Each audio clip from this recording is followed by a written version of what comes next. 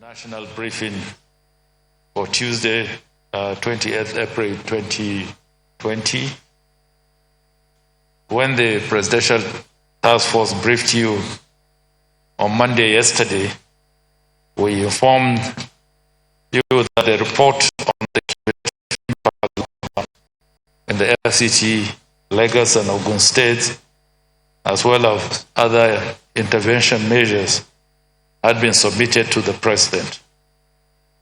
We also informed you that the Honorable Minister of Health and the Director General of the Nigerian Center for Disease Control briefed the President extensively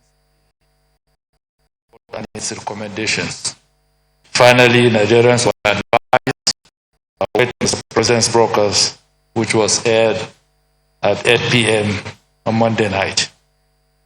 Today's briefing is therefore very significant because it will provide additional details on certain aspects of the third national broadcast made by His Excellency President Muhammad Buhari on the COVID-19 pandemic.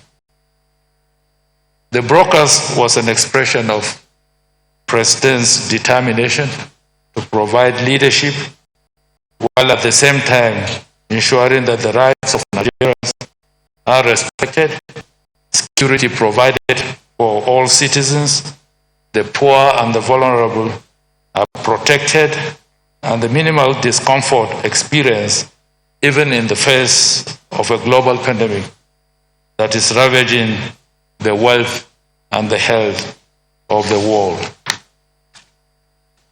Notwithstanding the fact that Mr. President's speech is self-explanatory, I wish to underscore the importance attached to some areas in his speech.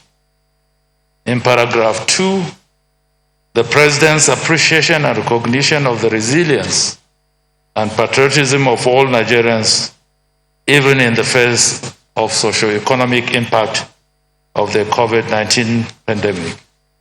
And in paragraphs 3 to 5, he presents the global picture of the pandemic and underscores his readiness to be open with facts and his plans for Nigerians in the fight against COVID-19. In paragraphs 6 to 14, 16 to 19, he presents the statistics, the progress, and the logistic challenges of COVID-19 in Nigeria over the past 2 months. And paragraph 8 particularly conveyed the condolences of Nigerians to the families of those that have died as a result of the pandemic. The expression of collective loss shows that it is a battle for all of us. And in paragraph 29 to 37, these paragraphs present the outcome of the review exercise, identified the consequences of continued lockdown, and provided justification for the new measures to be taken. These measures will continue to be elaborated from today and subsequently by the Presidential Task Force. Paragraphs 38 to 41 outlines the new measures and gives the Presidential Task Force the mandate to provide specific details. Subsequently, in the days coming, the National Coordinator shall provide these details, which will be applicable nationwide. And paragraphs 15, 29, 37, and 42 underscores the extent of collaboration between the federal government and the states in the effort to control the spread of COVID-19. Paragraphs 25, 26, 44, and 45. Here, Mr. President solely addresses the situation in Kano and announced measures to be taken in collaboration with the state government. This underscores the fact that all parts of Nigeria are Mr. President's constituency. Paragraph 43. This is devoted to give assurance to businesses and our traders and business people of government's readiness to provide the needed support for restarting and sustaining their enterprises. And in paragraph 46 to 51, Mr. President conveyed his appreciation to all stakeholders, including partners that have supported Nigeria during this period. He also reiterated the resolve of government to continue to protect the lives and the livelihoods of the citizenry. Let me at this point inform you that the lockdown for FCT, Lagos and Ogun states shall remain in force till Monday, till midnight of Sunday, 3rd May 2020, after which the new regime of measures shall take effect. Law enforcement agencies shall therefore continue to enforce the restriction of movements. The PTF also implore Nigerians to please continue to adhere to the restriction orders. Ladies and gentlemen, the realization of the lockdown is to enable us gradually return to our daily lives, but in a moderated manner. The COVID-19 pandemic has permanently altered our ways of life, and we must begin to learn how to adjust to this new reality.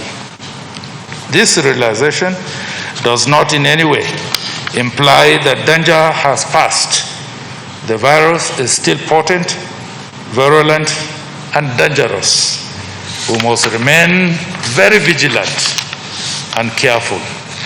We must take responsibility for our actions. We must commit to a collective victory over COVID-19. Finally, let me commend the members of the press for taking the message to Nigerians.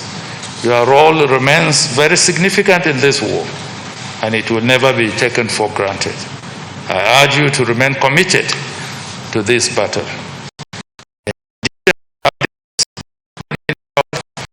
DG, Nigerian Center for Disease Control, and the National Coordinator, ministers will take turns to also brief you before taking questions.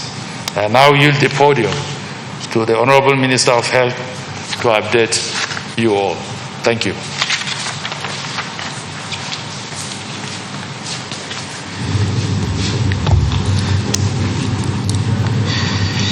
Good afternoon, everybody. The Secretary to the Government of the Federation, Honorable Ministers, Directors General, ladies and gentlemen of the press. As of today, the 28th of April 2020, 1,337 persons have been confirmed to have COVID-19 infection. The 64 confirmations are distributed as follows: 34 in Lagos, 15 in the FCT, 11 in Borno, and 2 each in Gombe and Taraba. 255 persons have been successfully treated for the infection and discharged to go home. But sadly, 40 deaths have been recorded in Nigeria. The concern for these figures is understandable, but they are not altogether unexpected. They are evidence of improved testing, but also stronger signs of community transmission.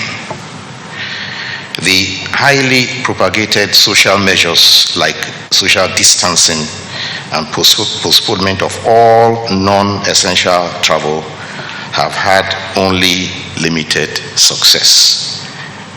They must therefore also be a reminder that we need to redouble our efforts to comply with advisories, more especially as restrictions have been eased. Much more stringent compliance will be required from all of us in order not to have any reversal. The Federal Ministry of Health, through the Nigeria Center for Disease Control, is continuing with expansion of the molecular laboratory network and in collaboration with the private sector in this and other regards. There is national concern about the sharp increase of COVID-19 positive cases in Kano, concentrated in 7 municipal council areas, and also about certain deaths that were said to be unexplained. The authorities in Kano have explained that the latter were not out of the ordinary. I know His Excellency the Governor to be someone who's very well interested in the health of his people, and he will be receiving a high-powered nine-man delegation sent to Kano by the Federal Ministry of Health today on a fact-finding mission, and also to offer support to the COVID-19 response in Kano. The multidisciplinary technical experts will assess the needs and the design for on-site capacity building for state teams and advise on the state response and preparedness plan. Ambulances are also to be deployed urgently to Kano to support the state on provision of emergency patient transportation services as the state goes on lockdown. These steps will support the efforts of Kano State. The Ministry of Health has set up a ministerial expert advisory committee made up of eminent Nigerian virologists, public health experts, infectious disease and diagnostic experts, and others to study the evolution and development of the COVID-19 outbreak, especially as we go into this community transmission phase, and the responses in Nigeria, and to advise on national strategy and action plan using lessons learned as we go along, and those lessons from strategies in place across the globe. This will help us to identify and adopt the promising strategies and align our plans with best practices and advisories. The announcement of new measures for non-pharmaceutical interventions by Mr. President will allow the Federal Ministry of Health additional time for contact tracing and testing by NCDC. We implore citizens to cooperate fully with authorities and to wear their face masks or face covering at all times when leaving their homes as required for individual and public safety. Advisories have been issued for staying protected, for you to stay protected during the Ramadan season, as risk communications has also been intensified by airing jingles in local languages, also on physical distancing and questions of stigmatization across all states. Arresting the speed of this virus requires individual and collective effort. I shall reiterate the public health advisories, particularly during this period, and they are to stay at home, to avoid crowds and large gatherings, to practice physical distancing by strictly maintaining a distance of at least 2 meters between people, to use non-contact greetings, such as waving or nodding. The elderly and anyone with pre-existing medical conditions such as hypertension, tuberculosis, chronic respiratory disease, diabetes, cardiovascular disease, and cancer should not attend gatherings and should avoid receiving non-essential guests at this time. Please use your masks or face covering over your nose and mouth if you must leave your home. Resources and real-time information on COVID-19 can be found on social media handles of the Federal Ministry of Health and of NCDC on their websites. Thank you very much. I shall now invite the Director General of Nigeria Center for Disease Control.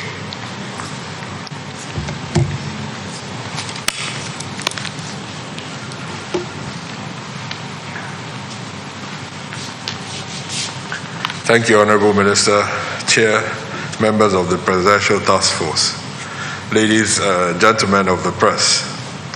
Firstly, echoing Mr. President, I really want to thank all Nigerians for their resilience and support of our efforts so far. By adhering to the preventive measures that we've recommended, we've seen results, but we've also seen some limitations. And in everything we do, we'll keep pushing to get to the end of this outbreak. Now, during his address yesterday, Mr. President highlighted the need for an aggressive reinforcement of testing and contact tracing measures. One of the key things that will enable us to do this efficiently for Nigerians is to avoid non-essential travel. So really, that is a very difficult thing to do, but I'd like to remind everyone that this virus doesn't fly on its own from state to state. It is carried by us. We have 32 states infected in Nigeria, or 32 states with at least one confirmed case in Nigeria. What it means is that someone has traveled from a state with a confirmed case to a state with another. There's no other way that virus could have traveled. So we really need to try very hard to adhere to these measures. I have heard reports of people traveling and considering traveling to other cities and to the rural areas for all sorts of reasons. This is really counterproductive right now as we fight very hard to get on top of this outbreak. Therefore, I'd like to reiterate that we try to limit this or avoid this altogether unless it's a matter of life and death to travel. We have to take responsibility for this. Government can only do so much. The armed forces, the police on the road can only do so much. We have to try, and I know it's hard, to limit the reasons for travel. Non-essential travel is really a big challenge for us, and this is how this outbreak is spreading. By discouraging interstate travel, which is what the President announced yesterday, our aim is to limit transmission to areas where cases have not been reported. There are 4 states in Nigeria right now where we haven't confirmed a single case. Our goal, and maybe the one small success left for us right now, is to avoid a single case in any of those states. So our goal really is to avoid transmission, to avoid infection, and to keep the states with no case or few cases exactly that way. However, how are we going to do this? We have learned from every country that the only way to do this, and it sounds counterintuitive, is to test more people. The laboratory strategic group that is responding to this outbreak has set itself a target of testing 2 million people in the next 3 months. This is a very ambitious target. We're working very hard with our development partners and all our friends to equip our labs to be able to do this. It's going to cost us a lot of money, but we can't do this without a lot of collaboration from everyone.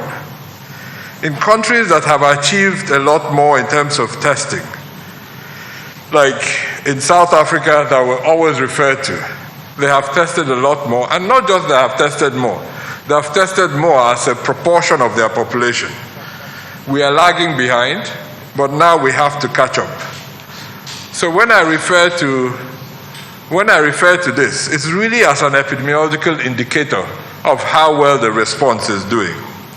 In order to test 2 million people in 3 months across the country, we need to test about 50,000 per state, plus minus depending on your population size. There's no other way we can do this. We need the cooperation and collaboration of every state government in Nigeria, every Department of Public Health, and we need the collaboration of the people living in these states. The only entry point into control of this outbreak is through testing.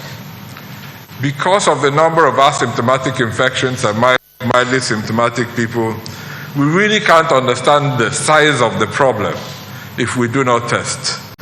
So we're going to try, working with all our partners. We have built on the lab side and expanding capacity. Now we need to build on the supply side so that we see that the samples come in. There's no other way to do this by working collaboratively with our biggest clients for us are the governments, the state governments, and their teams. So over the next few weeks, I'll be engaging aggressively with every state, getting their buy-in, asking them to work with us as we increase capacity to test, but also increase capacity to sending the samples.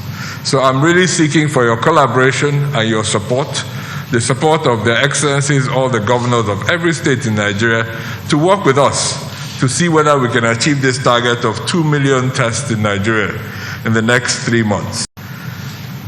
But let me end where I started. Our goal is still to reduce the number of transmissions. We can only reduce the number of transmissions by what we do, by staying at home as much as we possibly can, by reducing travel. We can't reduce it completely. We can't eliminate travel completely because even in Mr. President's speech, he did make certain exceptions. Agricultural products have to move. Certain products that keep our economy working will have to move. So if we limit that movement to these essential services and products, then we have a chance of reducing the impact of this outbreak on our country. Thank you very much.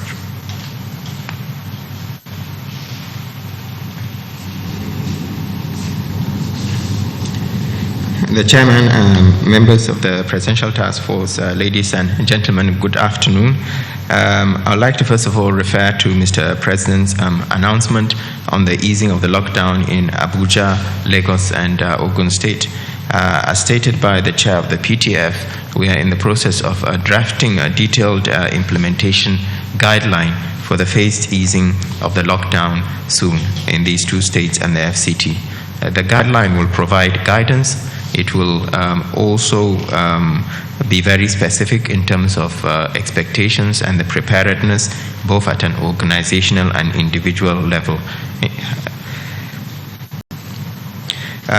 With reference to Kano, again, I will refer to Mr. President's directive for the implementation of a 2-week lockdown in Kano. The lockdown in Kano is directed principally at stopping the transmission of a COVID infection, as well as enabling the health system to get on top of the situation. I would like to reiterate that while human, material, and technical resources will be deployed to support Kano, it's also very important that we continue to work towards full compliance with physical distancing and other preventive measures so that transmission can be interrupted. In the same vein, I would like to say that it's really important persons that are positive for the virus are immediately removed from the community so that transmission can stop. I'm appealing to all those persons that are positive, even if they might be well with minimal symptoms, to please cooperate with the authorities when it comes to moving them to a separate shelter. State governments are encouraged to identify isolation facilities that are outside the hospital setup. So, for instance, isolation facilities in hotels, etc., where relatively well persons can be isolated in comfort, rather than putting increased demand on our already weak health system. In terms of public awareness, we would like to enjoin Nigerians to please comply with the new protocols that will come in to sufficiently allow for adequate tracing, testing, and isolation of cases as we begin to reopen our economy. The sooner we can contain this spread, the sooner we can all work collectively to driving Nigeria's economy. As directed by Mr. President, again, I'd like to emphasize that all health and hygiene protocols will continue to apply. When it comes to the lockdown in Abuja and the two states of Lagos and Ogun, this will continue unchanged until Monday, the 4th of May, 2020.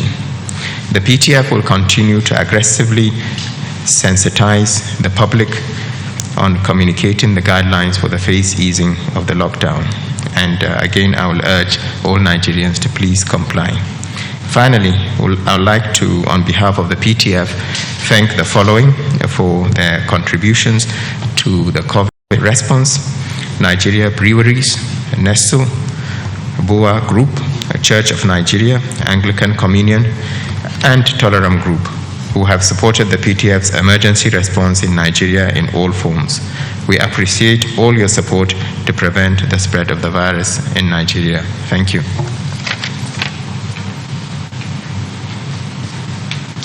Honorable Minister of Information and Culture.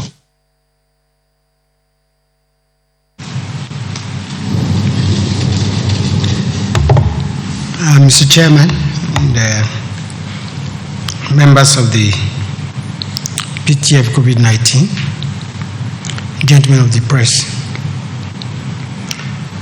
President Muhammadu Buhari today had a phone conversation with President Donald Trump at the request of the American president. The conversation centered on Nigeria's response to COVID-19 pandemic. President Buhari used the opportunity to brief the American president on the steps Nigeria is taking to contain the spread of the disease. For his part, President Trump assured that the United States stands in solidarity with Nigeria in this difficult time and promised to send ventilators to support the country in its fight against the pandemic. President Trump also extends his best regards to the people of Nigeria. Thank you.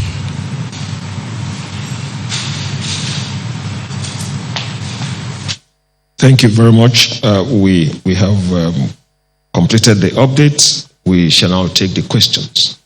Are we ready?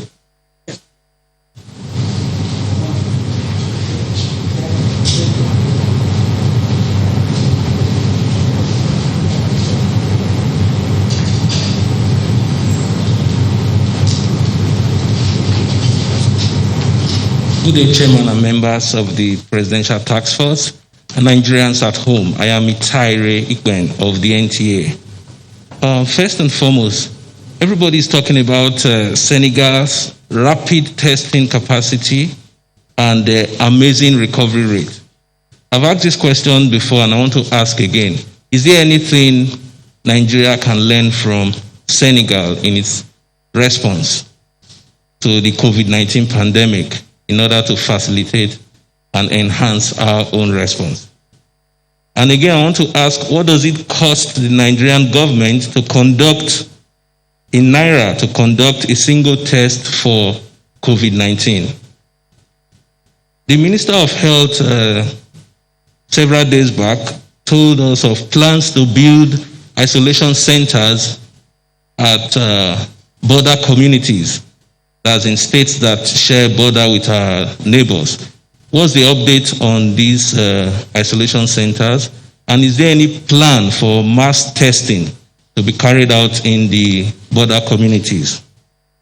I want to also ask the Minister of Health, what's the protocol for testing when Nigerians physically present themselves at the test centers?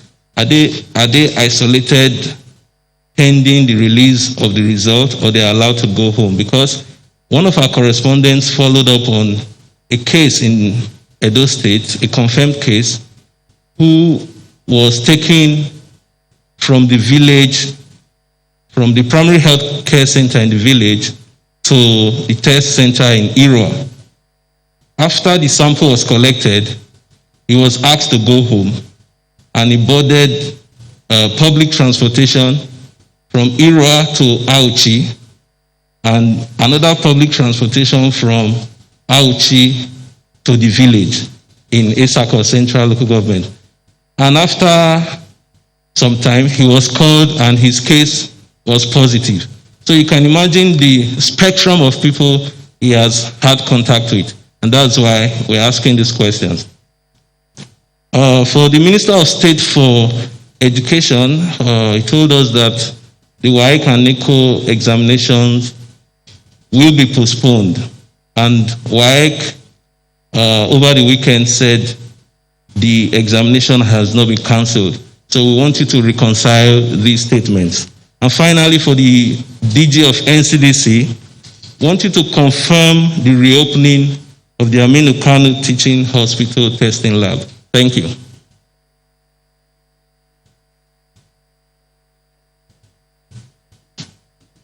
Good afternoon all. My name is Abbas Adibawale Jima from Daily Trust. The first question is for the Minister of State of Education. What is the plan or a kind of national strategy for the resumption of schools in the face of the lockdown, especially for the examinable classes, primary 6, the GS3 and SS3?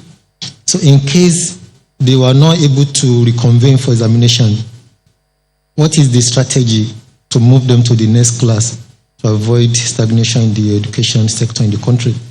Then the national coordinators, the farmers were complaining that despite the feedback in Abuja, especially, they were not enjoying the same thing in the states. They will be stranded on the road for days until the perishable goods got spoiled. So what is going to be the fate of the meeting you mentioned the committee had with the state on collaboration to ease the lockdown for the essential workers, especially for the farmers? Then for the chairman, sir, by May 2nd, the lockdown will be reviewed in the FCT Lagos and Ogun State. What is the synergy between the federal government and the state that have announced more weeks of total lockdown in their state, vis-a-vis the relaxation in the 3 affected mentioned by the president? Thank you, sir. Good afternoon, sir, Honorable Minister, SGF, and my colleagues. My name is Femi Akonde. I'm a reporter with TVC News. Sir, a lot of people have commended Nigeria's response plan in flattening the curve of transmission. But again, some other people are saying that one area that appears to be a setback is the kind of security architecture we have around isolation centers, because we've had incidents of patients escaping from isolation center. Most recent was the one that happened in Borno State. We've also had cases like that in Osun State. What kind of security architecture do we have in place to ensure that these areas are secured and patients in there don't find their way out until they are properly cleared by authorities? And secondly, sir, the DG NCDC, you said yesterday that you're not satisfied with some of those states, with the sample collected by some of the states where there are no confirmed cases of coronavirus yet. And some people are saying that this could mean that we could have more numbers of infected or more numbers of positive persons in the country who are not just or who are not yet to be captured by your own statistics of confirmed cases. How bad is the situation if these states don't step up to the plate? Thank you, sirs. Good afternoon, sirs. My name is Friday Okerigbe. I'm a reporter with Channels TV. I'd like to direct my questions to the Minister of Health and also the DG NCDC. The first one, I will direct it to the DG NCDC. It has to do with sample collections. You told us yesterday that essentially the responsibility to collect samples, actually the responsibility of the states. And you actually were not too happy with the number of samples that are coming from some states. Yesterday, you made reference to a particular state, without mentioning the name anyway, that only 10 samples were tested for a period of time. Now, my question is this. Do you have any strategy to assist them to collect more samples so that your target of 2 million people in the next 2-3 months will be met? Because if they continue to turn in samples of 10 or a little above 10 for this period of time, you're definitely not going to reach that target that you set. Do you have any strategy to assist them to collect more samples? Then the second has to do with, I think I need to seek this clarification from you. Yesterday you used, I'm sure it's a medical jargon, you said verbal autopsy. That was one of the things that you're doing in Kano State. What does it actually mean? And how would that actually unravel the mystery, so to say, that is behind the death in Kano State? What is verbal autopsy? And how will it help to find the reason for the death that are recorded in Kano State? I would like the Minister of Health to respond to this one. Last week you told us that at the expiration of the 14 days quarantine for the medical team from China, they will be tested. What is the result of the test that you conducted? And what is the next stage? Where are they now? Are they in the field? Are they helping us now? Or they are staying in their homes? Thank you.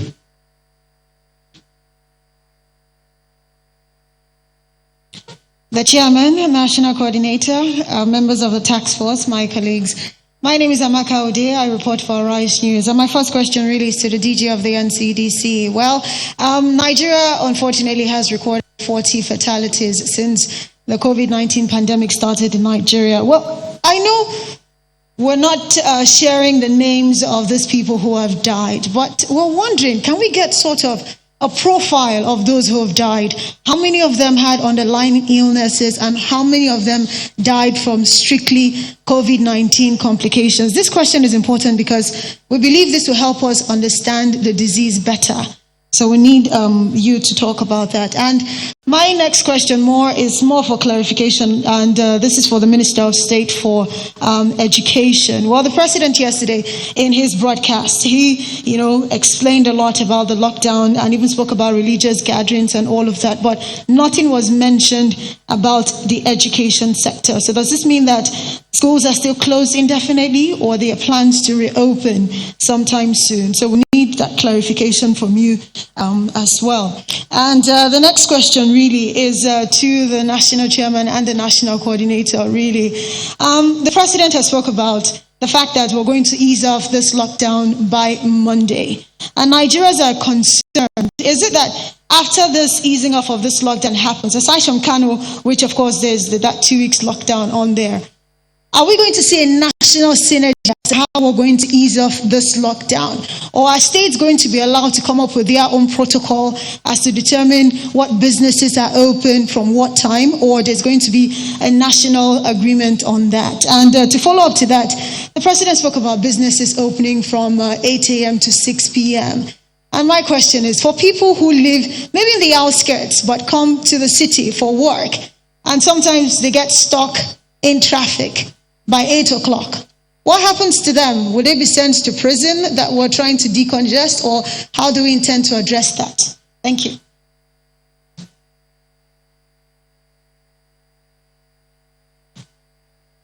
Good afternoon, sirs. My name is Juliana. I write for the Sun newspapers. A lady said her friend suspects she's COVID-19. She's down with COVID-19 because of the symptoms she's exhibiting. And she's been trying to get the NCDC to come take her sample. Up till now, she has not gotten a response. So her question is, at what point is one qualified to be tested by the NCDC? My next question is for the Minister of Health. Minister of State for Health, yesterday you spoke about the group life insurance. Someone wants to know, for people in category 3, whose appointment will be automatically extended as the FG reviews its policy with insurers to accommodate this group of retirees since they are still active. For people in group 2, who opted frontline health workers, how many are they now? And are you expecting up to 5,000 in the next 1 year, which the cover donated by insurance industry will last. And it said, is 3 million compensation reasonable for a retiree, a retired medical consultant, or a young corporate doctor who died in the front line? Shouldn't this necessitate a review of the number of workers down to increase the benefit? Thank you.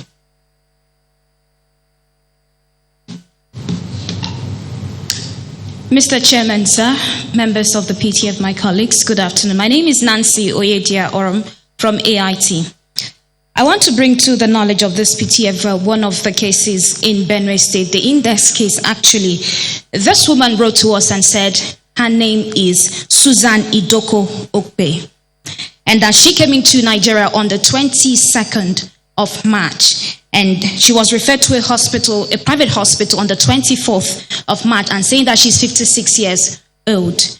And thereafter, she said she reached out to the NCDC and they said she tested positive to the virus. But later on, she had to request for the letter that shows that she's positive. And when the letter came, it wasn't her name. According to her, she said the name came with Susan Okpe, 62 years old, while this woman is 56 years old. She requested for another one. And the third one says that she contracted this virus on the 28th of February. And as at 28th of February, this woman was still in the UK. So this woman right now is being detained at one of the isolation centers here in Abuja. And she's appealing to the PTF for her release. So I do not know what Mr. Chairman would do about that.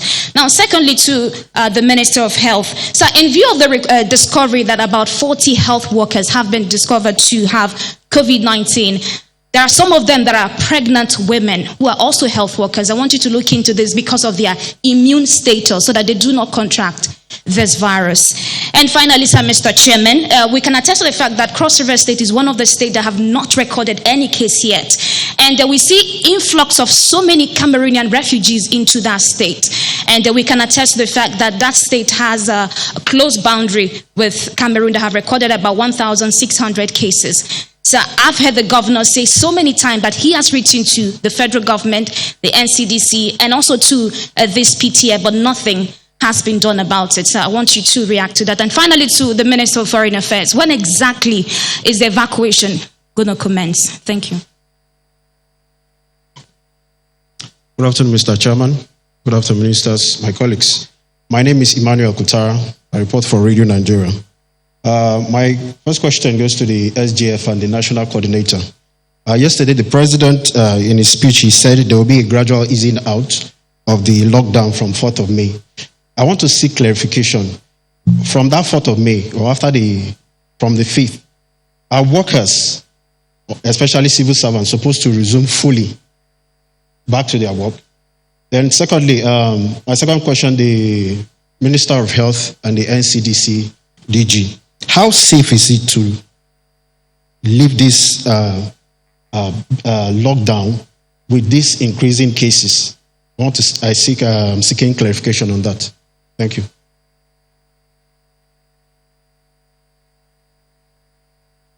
Good evening, all. I'm Rachel Abuja from the News Agency of Nigeria. My first question is for the coordinator. Sir, the interstate lockdown takes effect from on Monday. I would like to know if you're looking at testing drivers for unessential workers, please, in order for us to curb the spread of this virus. My next question is for the DG NCDC. Sir, I would like to know what is the biosafety requirement for COVID-19 testing for facilities and the properties it's called in times of pandemic like this. And also, this question is on the back against the backdrop of private health care professionals that will want to come in, because you just made mention of South Africa, and this was one of the strategies they use. So my last question is for the Minister of Health. So you made mention of you have a committee on experts. I would like to know who are the persons in this committee and their professions? Thank you very much.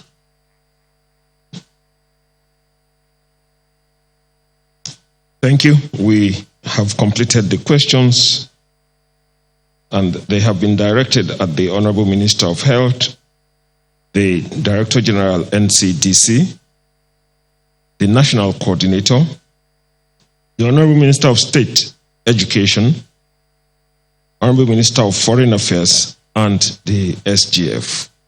We begin with the technical side of it, the Honorable Minister of Health, followed by the NCDC, DG, and the National Coordinator.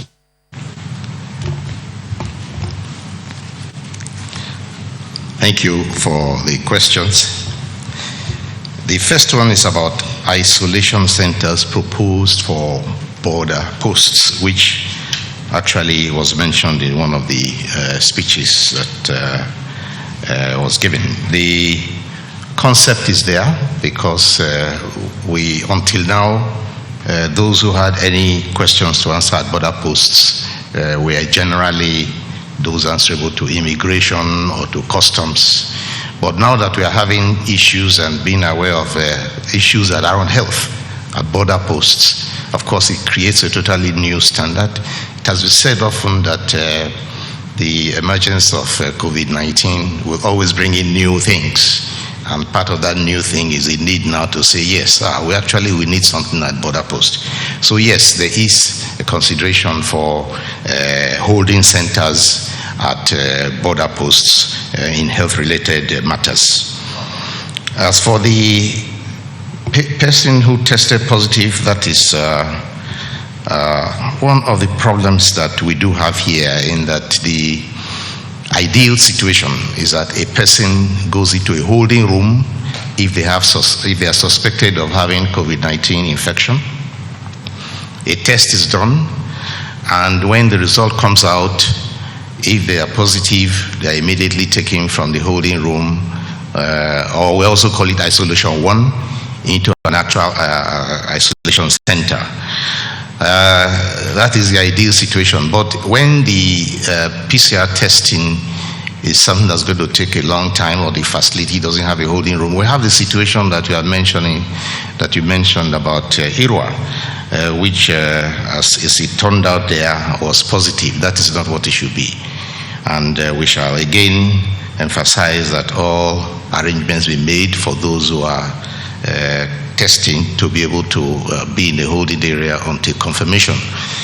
We shall be able to solve a part of that problem when we get the support for activating our gene expert machines.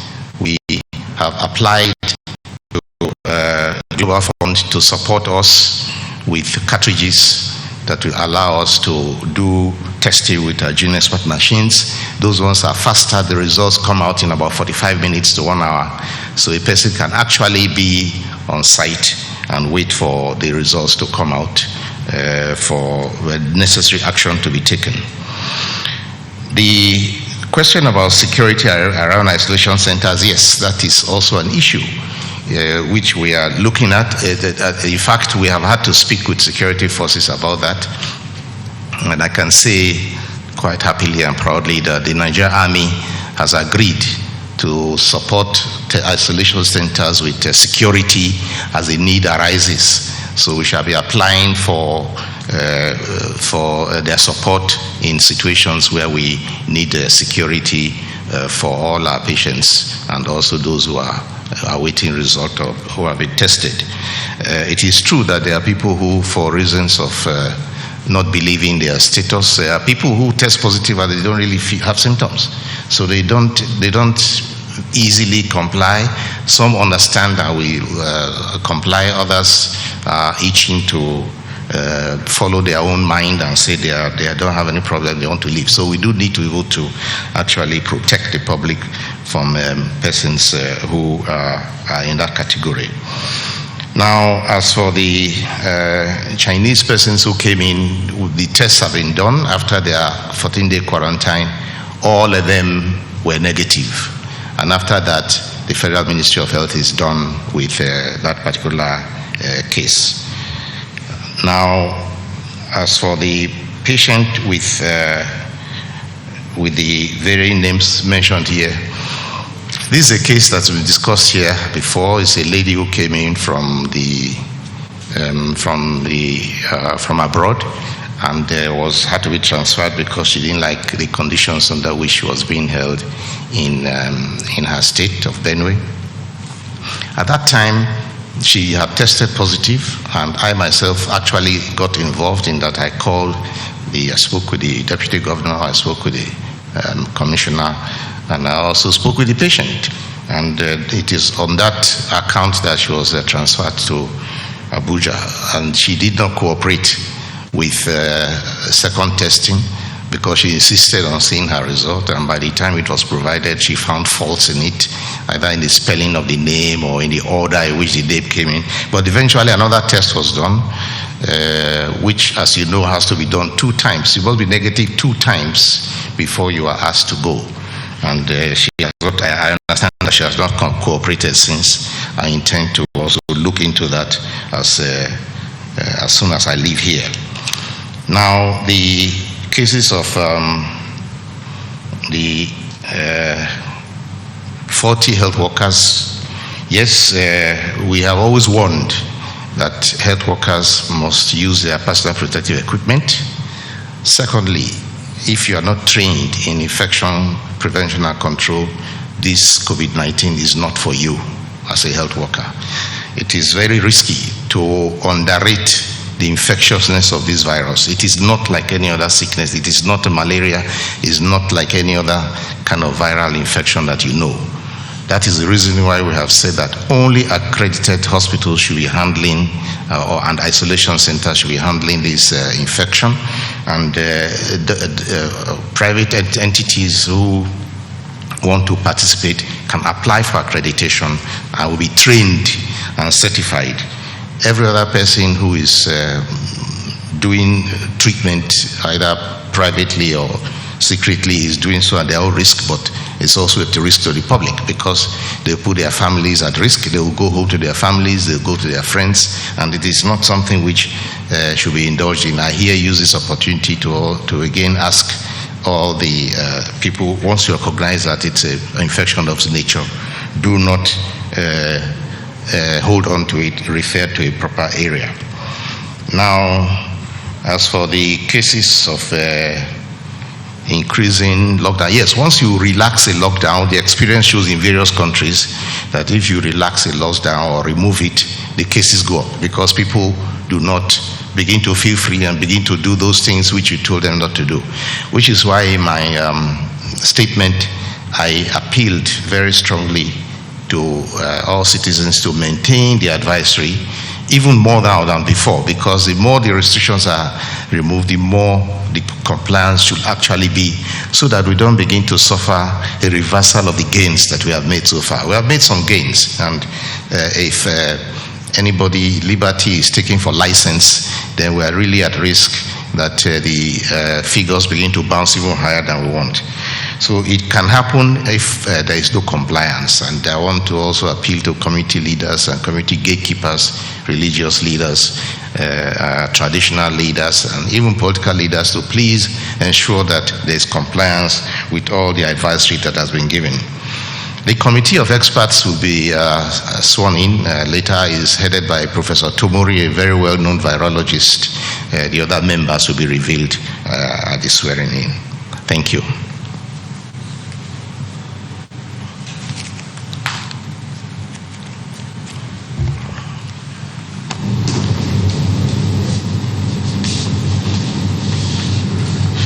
So thank you, very good questions. The question on Senegal. I think those that attend our briefings regularly before COVID-19 will remember when we used to talk about sending samples to the Institut Pasteur in Dakar. So there's a long-standing WHO reference laboratory in Dakar where the testing, that has been a reference lab for a long time. So what is going on? There's a new test in development that will become available sometime in June or July. I actually spoke to my colleague Amadou Sall, who leads that center in Dakar this morning. That test is not available now. You know, when the media carry a story, there's a lot of hyperbole to it. The test is in development. All the tests they have done so far, they have done exactly the same way we have done, using PCR. So yes, there's a test in development. Yes, it may become available at that price, but it is not available now. In fact, he said there's no way it will be available at that price. It will be a lot cheaper than what we're paying at the moment, but probably not at $1 per test. So I think, yes, there's something happening there, which is what makes stories viral, because there's an element of plausibility to it, but it's not where it's been reported to be. And that is being done in collaboration with a UK firm called Mologic. And so we hope for an output soon, and of course we'll celebrate the work they're doing as an African institution. I think there was you also had a question on the cost of testing. It costs about $15 to $20 right now per test. And this is for reagents alone. We haven't costed the human resources, the people, the buildings, the hardware. So just the reagents required cost something between $15 to $20 per test. So not a cheap test at all to carry out. And many countries are struggling, but we'll keep pushing. There was also the question on the location of an individual seeking testing in Edo State. I think that was that from you as well? Yes, you know, you will see earlier in the outbreak, right? You would have heard us say all the time, unlike in other diseases, if you think you have this, don't go to a hospital. Call us, we will come to you, and that is what we have tried to do. But the reality is, you know, it's not surprising to anybody in this room that this is a big and complex country. It's very hard to deploy teams to every corner of Nigeria to collect a sample. So sometimes compromises are made and you're asked to come to a facility, and sometimes it may lead to other people being exposed. But we are doing our very best to either send a team to you or to have defined testing centers where you can come to, which is what we have done in Lagos. We've done that in Abuja, and now we're implementing that in Kano right now, just to bring the tests closer to people. So that's the effort we're carrying out to bring testing closer. Someone wanted a confirmation that AKTH is open. I can confirm that AKTH is open and testing, just like we shared publicly through our handles a few hours ago. I did speak yesterday about the low testing numbers. You know, really what I did here was a passionate appeal, more than anything else, to our brothers and sisters across the country, to states, their public health teams. You know, we work with them all the time. So I think the underlying sentiment in what I said wasn't to hold any state to account. We're not the police. Yeah, we work collaboratively, in coordination, collaboratively with every state in Nigeria. We have a global challenge, of which Nigeria is actually a small part of, not to talk of every state, local government. So we're part of a global problem. To solve this global problem, there's a global consensus that the only way to get into care is through testing. So we need to work together. So if I did sound a bit emotional yesterday, it was because we're all frustrated with our lack of progress or insufficient progress, and we know that the way to grow our response is to grow our ability to test. We've worked so hard in the last few weeks to increase testing capacity. Like announced yesterday, we just launched a new Roche equipment here in Abuja. We're starting up a new lab almost every day. We had teams working overnight to get Kano restarted. But all of these labs will be a waste if we don't get the samples in. So we are going to work in collaboration, in partnership, in brotherliness with all the states to make sure that we are able to increase the testing numbers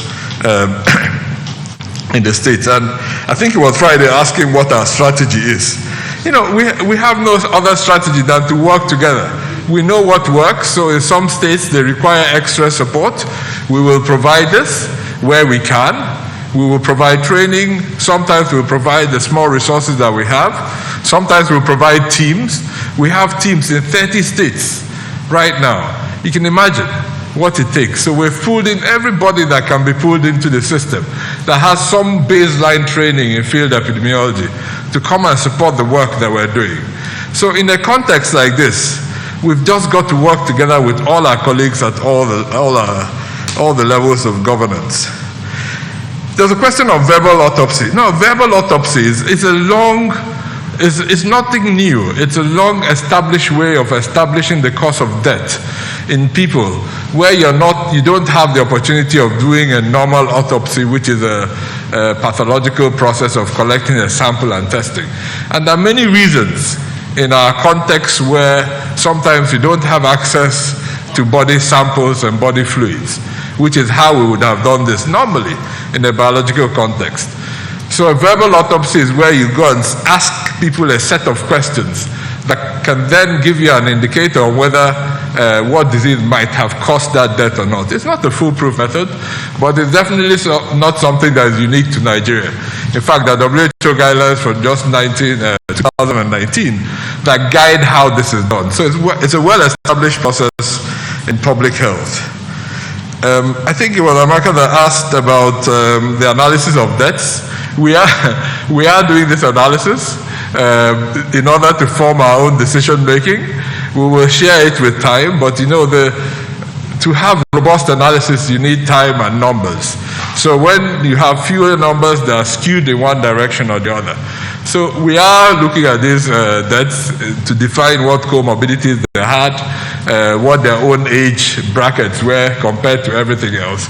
So despite the visible part of what NCDC does, the teams in the field, the lab, there's some very boring but very complicated work that's done behind the screens of computers, trying to crunch numbers to make sense out of very difficult data in order to then provide our policymakers the data on which to base their decisions on.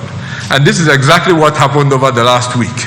So long before the president made his speech, we did a lot of analysis to provide them data. Some of this is based on data, the rest are based on models. And we put this together in order to inform our decision makers to make the very difficult decisions that they then have to make. I think we're nearly there. There's a question on how safe, I think the Honorable Minister answered that question around the potential impact of the lockdown.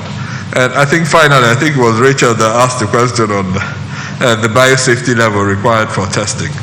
So we use a biosafety level 2 cabinet for testing, and we have now started issuing guidelines and guidance on how private sector labs can come into this. You see, apart from the work we're doing now, you would have seen a slow change in the way laboratories, private sector labs have evolved in the country. A few years ago, you had small labs all over the place. Over the last 2-3 years, we have seen the development of laboratory chains, so bigger labs that are more sophisticated that are coming on stream. These are the labs that are able to now transform fairly easily into doing public sector, the type of testing that we require because of the safety requirements. So we've seen a few labs now join the network. There will be a few others. The difference here is that a private sector lab, for now, will not be able to just set up on their own and start testing whoever they like. They still have to follow our guidelines. They still have to be accredited. They still have to be part of the network because we're in the middle of an outbreak response that requires a coordinated effort. But I'm happy that a few labs have joined, and we're working with a few more actually to join the network. So I think that has answered all the questions. Thank you.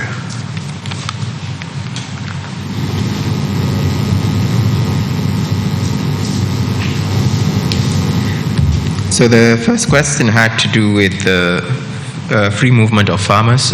Just wanted to say the Economic Management Committee headed by the Vice President on COVID has discussed the issue of the agric community and the importance of ensuring that the country has food security.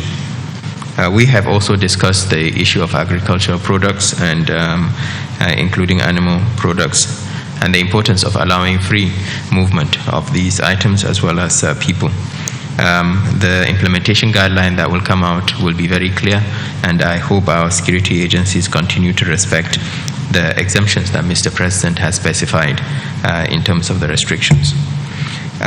Secondly, the other question had to do with the need for national synergy when it comes to easing the lockdown. So we're actually working closely with the Nigeria Governors Forum. We'll be sharing a draft of the implementation guideline with the forum to make sure that state governors are aware of what we are proposing so that we have synergy. Having said that, Mr. President himself did say that there will be a minimum in terms of what the federal government will be applying nationwide, and state governments are still free to add on any other measure that might be required based on their local circumstances. Thirdly, there was a question about whether the easing of the lockdown will be followed by all workers going back to work. Well, that's why we said it's a gradual easing of the lockdown, and we'll provide further details in the coming days in terms of what we believe should be done to maintain physical distancing, to avoid mass gatherings, and to make sure that we have all the relevant tools such as hand washing facilities, etc., not only in our public but also in our private sector, to stop the spread of COVID infection. And I must say, the easing of the lockdown doesn't necessarily mean that we are going to remove all restrictions. Not at all. As we ease the lockdown, we'll have to look at other interventions that may have similar impact and make sure that they are enforced for the coming weeks or even months. In terms of interstate restrictions, do we test drivers going across state boundaries? No. If you test a driver going across state boundaries, it means the DG NCDC will have to move all his staff to the roads to make sure that everybody is being tested as they cross the states. No, we wouldn't. What will be more useful and I think more viable would be to make sure that we have some sort of checks for people traveling across state boundaries, such as temperature checks, that would allow us to pick those that are symptomatic. And that's where you get the best value for the COVID test, rather than testing generally in terms of the community. Thank you very much.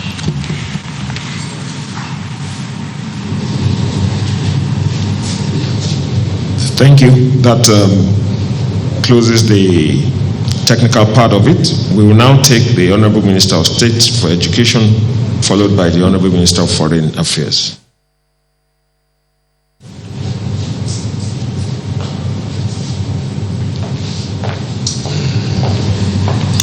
Good evening and thank you. The three questions will interdependent, more or less. The President actually addressed the issue of opening up the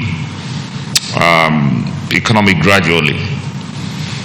Until that is done, we can't foresee, immediately tell you when all the schools will be reopened. It would not be proper for us to simply just give you a date.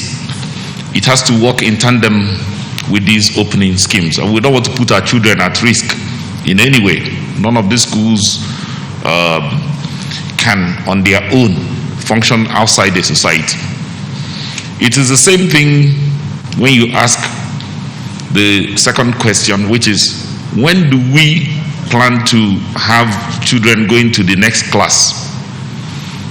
Those exams will happen when we are satisfied that the children have gotten the syllable, they've learned what is enough for them to move. But for those who are in the exit classes of junior basic and junior and senior secondary school, we are preparing them. We're going to continue to prepare them to ensure that they are equipped for the external exams, which then dovetails into the first question, which is, did WAEC postpone or cancel? It has not cancelled. And that's exactly what I told you. I told you it's been postponed indefinitely. This indefinite nature is so that we can get a definite date. When we get a definite date, it no longer becomes indefinite. but it has not been cancelled. Students will still have to go and take that exam, but at a definite date when we are sure that we've cascaded everybody to that point. Thank you very much.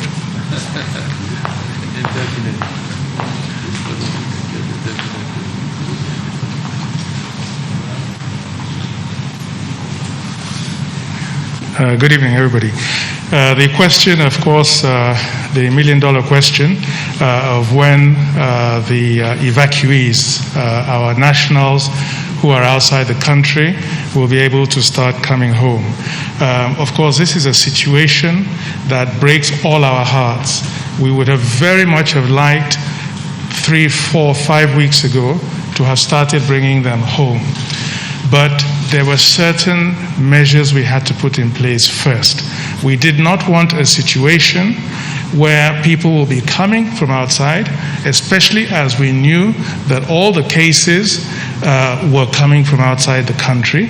So for people coming in to bring more positive cases and exacerbate what is already becoming a big challenge here. We've been working round the clock to make this happen as quickly as possible. Now, of course, the challenges was that our position, medical position, was that we had to find centers, quarantine centers, approved by our medical authorities. We thought it might be a relatively straightforward matter. So looking for hotels, but this has turned out to be an extremely difficult endeavor. Most of the hotels do not want to get into the situation of being used as quarantine centers, notwithstanding the fact that they are all empty, but they for some reason seem to prefer to remain empty than to be places of quarantine. So that was a huge challenge. Now, our plan was to bring evacuees to Abuja and to Lagos. And the governor of Lagos, and I really have to express my deepest gratitude to him, he has been working round the clock to help also to find a solution and a workable solution. And they have also been facing the same major challenge in Lagos of finding people who, I mean, these are all private enterprises willing to give up their hotels for this purpose. So we have been able now to identify some hotels here in Abuja and also in Lagos. I was on the phone this afternoon with the governor of Lagos, and he's done a wonderful job also in trying to bring the price of the hotels in Lagos down, and we have struggled hard to bring the prices down here in Abuja. We know that a lot of the people who want to come back have found themselves stuck outside for a long period of time and using resources that they did not expect that they would have to use, so that they also have these resource challenges. And we're looking at all kinds of possibilities to address that situation. So now we have to really force the issue. Of course, there was a question of testing. Ideally, the ideal situation, our medical people tell us, is that they should be tested just before boarding the plane, so that at least we know the status of those arriving. That even if they've tested a week before, I mean, their status before boarding would not be possible. And we know that in some countries it's extremely difficult to get a test. And we also know that these quick tests, that they give you results in about 9 minutes, that they are just not reliable, those tests. So to answer more directly your question, when will the first lot come back? So what we are really trying to do is, the lowest hanging fruit at the moment are those who have already paid for their flights to coming from Dubai. They've already paid. They were expecting to be here last week, and unfortunately, they had not cross-checked to find out the health situation. Foreign Affairs was not as directly involved on that as we would have liked. But be that as it may, since they've already paid, everything is more or less in place. That flight was supposed to go to Lagos, not even to Abuja. We made a bit more progress with hotels here in Abuja than in Lagos. But speaking to the governor today, we agree that we just have to do the first one quickly. Then we will learn lessons and so forth. You know that it's absolutely important we get that first flight here. And and I am telling the team, the technical team, look, listen, let's just get a date, Monday, next Monday, and just do everything possible to make it for that date. There are going to be other challenges. These hotels want to be paid way in advance. Our arrangement is that the passengers will have to pay for them, and so that mechanism, is something that we'll have to work out. But in any case, as I said, to answer your question directly, we put a date of Monday, and we're going to do everything humanly possible to try and get that plane here first, and then by God's grace, we will then be, on a roll from then on in. But there's still a lot of challenges, but because we know the dire situation of a lot of these people outside the country, we're just going to give it every single thing we have. Thank you. We shall now take the chairman of the PTF on COVID-19, the SGF.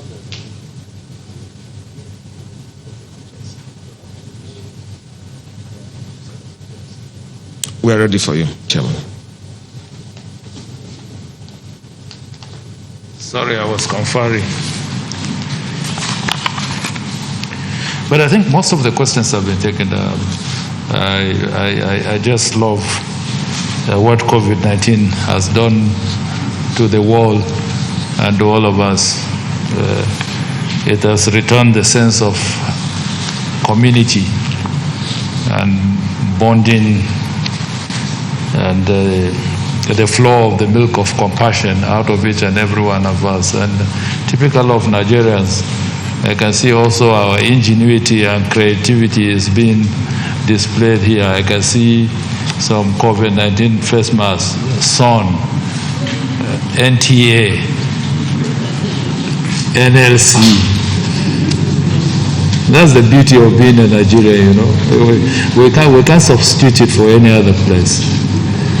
Our country is beautiful, our people are beautiful, they have an upbeat spirit, and that is the spirit that can pull us through and would overcome whatever COVID-19 places in our ways.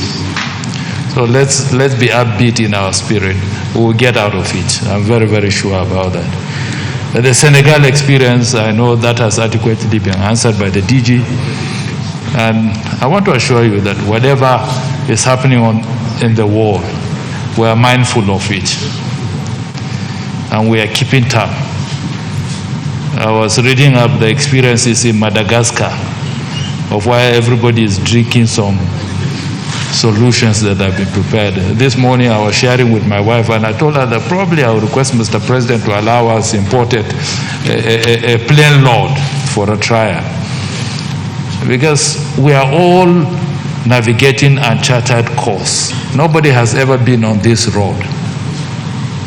So every attempt to find solution that will bring succor to our people, be rest assured that this task force is very responsible and we will do everything to ensure that we get what would benefit our people, what would help them in the processes that we find ourselves today. Relaxing of the lockdown. Dr. Sani has spoken quite elaborate about that. Mr. President was very, very categorical about the fact that it's a difficult decision that we had to take. We considered all options. I've said it time without number, that COVID-19 is not only ravaging our health, but our wealth. So whatever processes are put in place going forward will be a balance of our wealth and our health. There is life after COVID-19, so we must take care of that. And that informed the to begin the processes of the relaxation of the lockdown in first the 3 states. But you know that all the states in the Federation have at one time or the other put some form of restrictions. And we are working quite in synergy with them. The synergy between the states and the federal institutions have never been better than this time.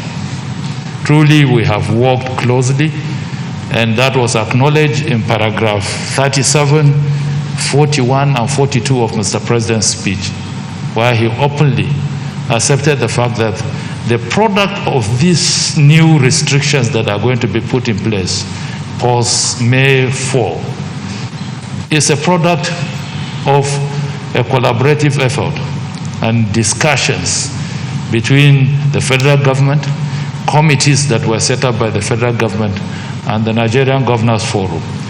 That was made very, very clear.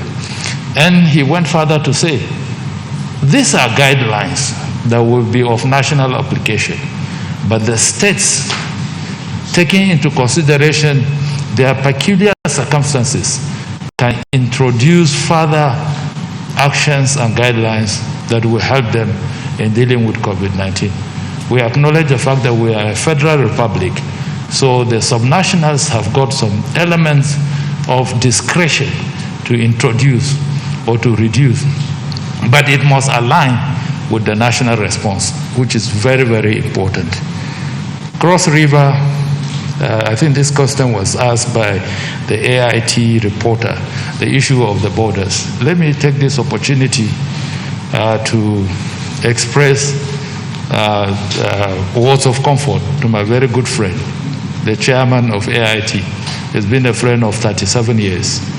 He lived with us in Yola. When he served, a person from Edo State served as the chief of staff to the then governor of Gongola State, Alhaji Bamanga Tuku, in 1983. When he became governor, Raymond Dokwesi was his chief of staff. That's the kind of Nigeria we want to build. Wherever you come from, irrespective of your creed or tribe, you should find a place, a home, anywhere in Nigeria. So I use this medium to express my sympathies with, not sympathies, my words of comfort over his confirmation that is COVID-19 positive, and wish him a very, very quick recovery so that he can join us in this enterprise of building our country. Oh, is his son? Oh, okay. Okay, it's Junior. Oh, sorry. Sorry for that. I thought it was him when I was reading the news. I didn't quite understand. That's his son. Okay, sorry for that mistaken identity. But his son is my son because he's my very good friend for 37 years. I think basically those are the questions, and I have answered. But in closing, I hope my apologies towards that mistaken identity is corrected. In closing, it is very, very important that we acknowledge the fact that the next phase we are going into is a very, very serious phase. It's a phase of personal responsibility. And each and every one of us would have to take that personal responsibility. If you read up the literature of previous pandemics in the world, you would be minded and guided that this is not a time for party. This is a time for each and every one of us to take personal responsibility. And the only way we can take personal responsibility is to take heed of the adversaries, the medical adversaries of keeping social distancing, of personal hygiene, of wearing masks, of avoiding unnecessary travels, and unnecessary visitations. Because what would happen to each and every one of us going forward would depend on what we do. And my passionate appeal, and I expect you to convey that to the people of Nigeria, that the government is trying to do the best it can to provide safety and resources and facilities for us to combat COVID-19. But the response of the citizens on an individual and collective basis will determine whether we will succeed or not. That is the crux of the matter. And the next stage is that of personal responsibility for each and every one of us. But I wish you well, and I know that we will overcome. Thank you.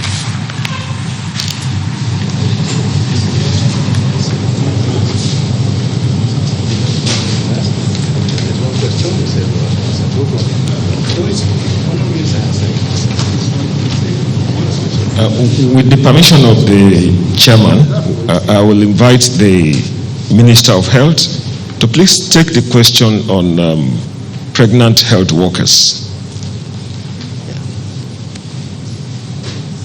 Thank you. With regard to pregnant health workers, it's a question of the risk everyone faces. In the first place, they should not at all be handling this kind of activity in any treatment center which is known to handle COVID-19 infection. And for those who are working in such isolation centers, it's a good thing for them to take leave. It has been reported that a COVID positive lady was delivered of a baby recently, which is for which we congratulate her, but it is not very ideal to face that risk. And in view of the situation around the country and the ease of transmission, it is perhaps wise that every pregnant lady should decide for themselves to go on leave until they are able to come back to work.